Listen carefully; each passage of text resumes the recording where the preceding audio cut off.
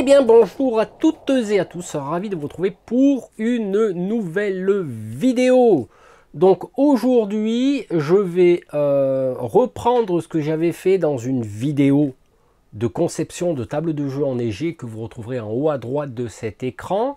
J'avais envie, parce que c'est une vidéo qui fait 30 minutes, et j'avais envie de résumer ça à quelques minutes pour vous expliquer comment concevoir de la neige artificielle adaptée à notre hobby, parce que c'est vrai que les paquets que l'on trouve comme ça à Action, vous l'aurez deviné, effectivement c'est assez grossier, mais j'ai fait le test et ma table de jeu, elle tient, ça fait quand même quelques temps déjà.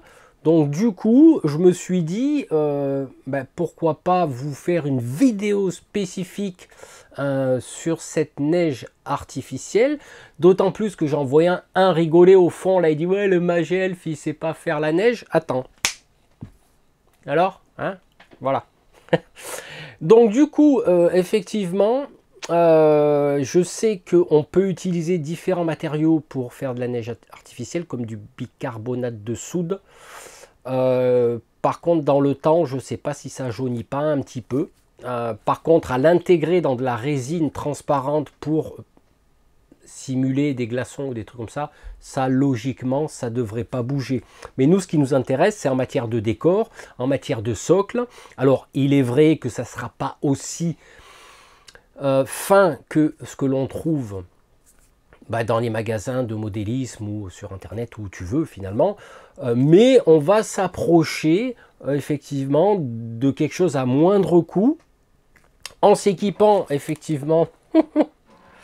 Voilà, alors j'ai piqué le mixeur à ma femme, donc c'est un vieux mixeur parce que maintenant madame a le Thermomix, ça rigole plus, même le chien il nous parle meilleur.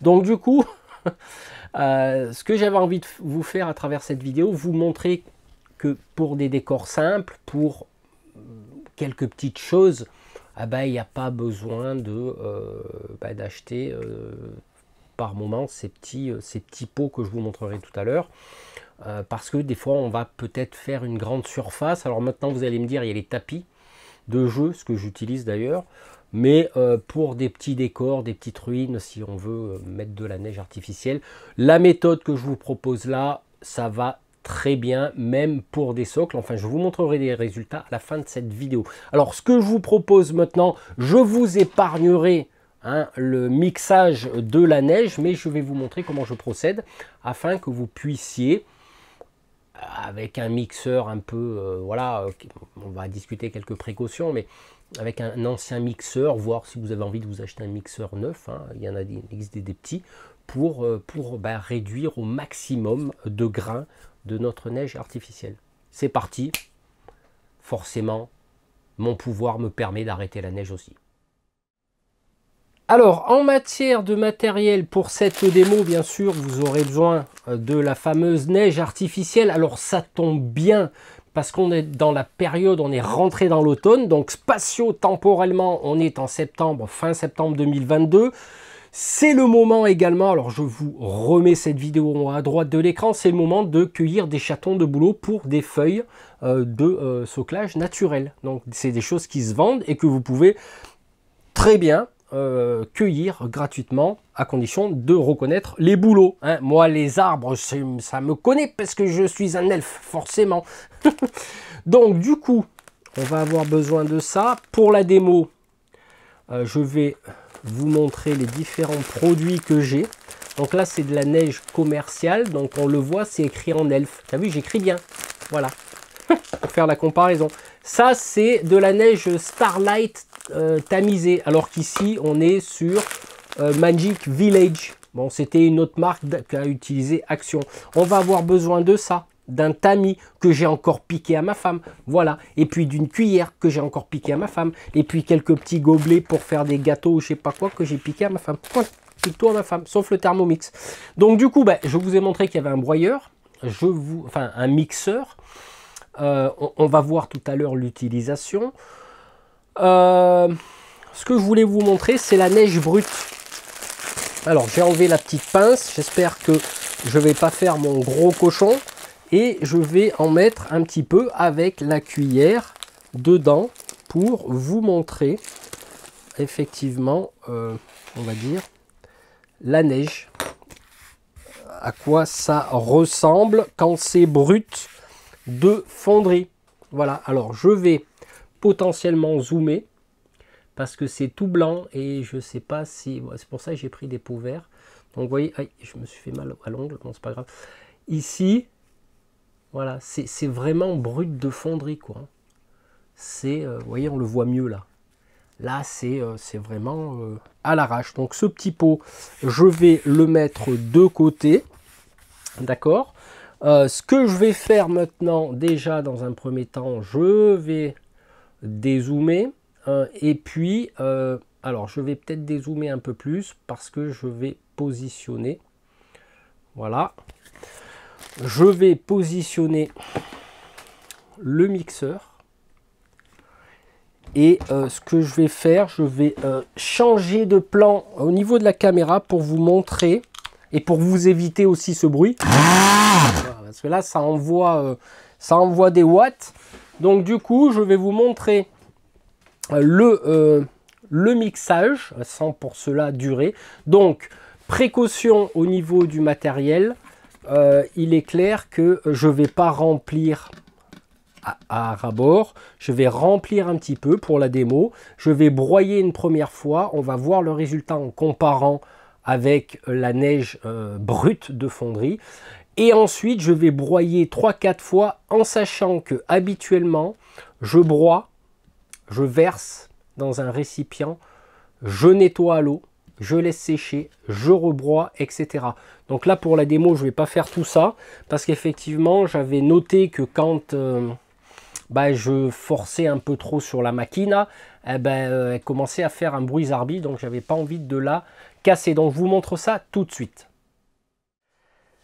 Allez, bienvenue dans la cuisine de Norbert. Donc nous allons aujourd'hui concevoir un plat spécifique qui est du mixage de neige artificielle. Alors pour cela, nous aurons besoin des ingrédients suivants que je vais remplir dans mon mixeur, n'est-ce pas? Alors, là, regardez bien, voilà, je mets ça. Ça suffit largement. J'en mets partout, c'est normal. Et puis, voyez, hop, là, ça suffit. Ce que je vais faire, je vais envoyer le mixage à fond. Et par contre, je vais mixer, allez, un petit peu moins d'une minute, approximativement. Bien sûr, il faut poser le couvercle et je vais vous faire envoyer les tours et vous allez voir qu'au niveau du micro, mais bien sûr je couperai et je ferai la transition dès qu'on aura fini, mais ça envoie du lourd. Allez, c'est parti.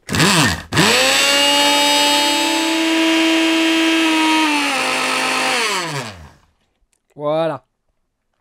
Ouf, ça fait du bien aux oreilles les amis. Alors ce qu'on va faire maintenant, je vais repasser en mode de zoom de façon à ce qu'on compare le résultat de ce que j'ai broyé avec l'originel.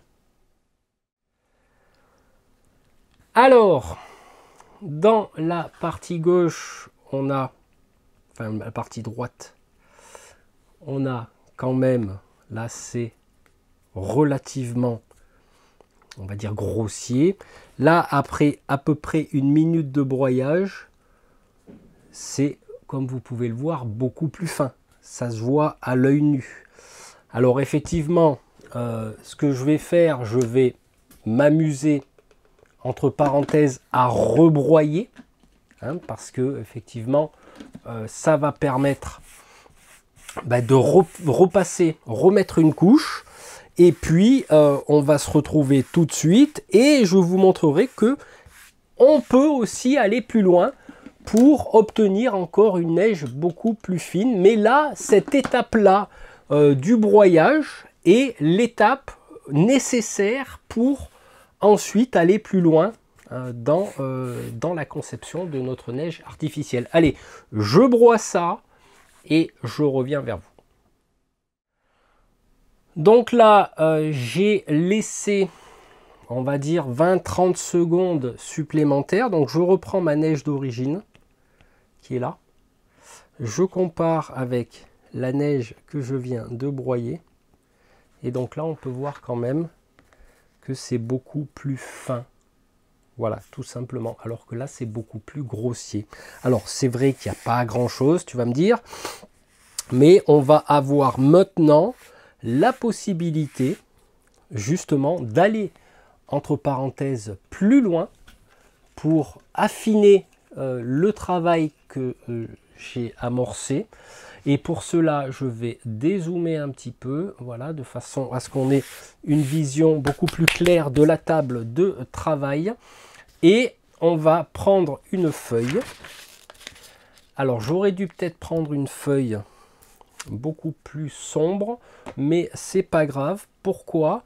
Parce qu'on va prendre du récipient ici et on va tamiser. Alors, il existe des tamis beaucoup plus fins.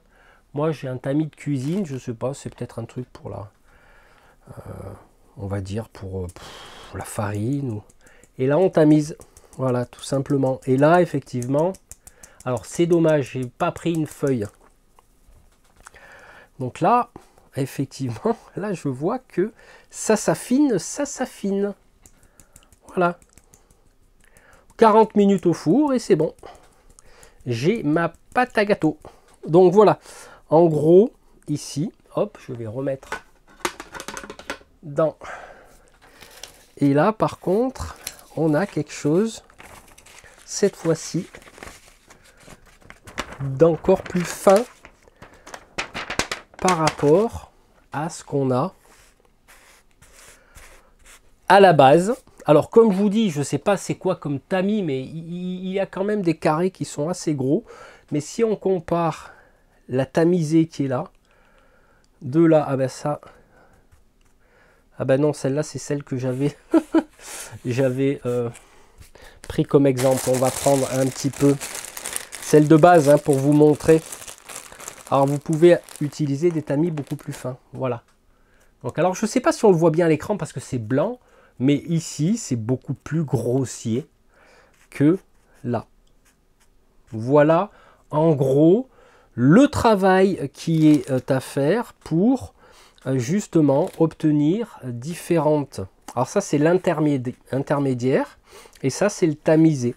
Donc là je vois que les grains sont beaucoup plus fins, hein, ce qui est normal. J'ai tamisé, sauf que j'ai tamisé avec un tamis qui, je sais pas trop, hein, je sais, mais c'est vrai qu'il est quand même, il n'est pas super fin. Voilà. Mais vous pouvez utiliser un tamis beaucoup plus fin pour obtenir des grains beaucoup plus fins. Alors, je ne me rappelle plus combien je l'ai acheté, cette neige, mais bon, c'est pas grand-chose. J'en ai acheté 4-5 sachets. Et ce que je vous propose de faire maintenant, bah, c'est de regarder en photo ce que j'ai fait en matière de neige, aussi bien ma table de jeu que la tuile glacée de Rusty Dagger, que éventuellement quelques socles de figurines, de façon à ce que vous vous aperceviez que voilà, à moindre coût, on pourra justement s'adapter à ce qu'on fait. Alors, juste une dernière chose avant de vous montrer les images. Ça, c'est la neige commerciale, donc qui effectivement, elle, est quand même beaucoup plus fine.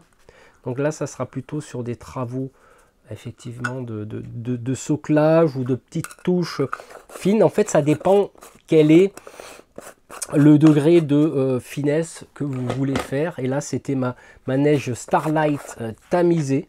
Donc, on va voir un petit peu. Bah, là, il n'y a pas énormément de différence. C'est légèrement plus gros. Mais, vous voyez, il n'y a quand même pas grand-chose. Hein, parce que si j'utilise un tamis très très fin, bah, je crois que je peux obtenir le même aspect. Et c'est que je crois pas, c'est que je pense sérieusement que je peux obtenir cet aspect-là. Voilà, bah écoutez, maintenant, oui, on va se quitter en image. Et je vous laisse voir ce que j'ai fait comme travail. À très bientôt pour une nouvelle vidéo. Allez, ciao!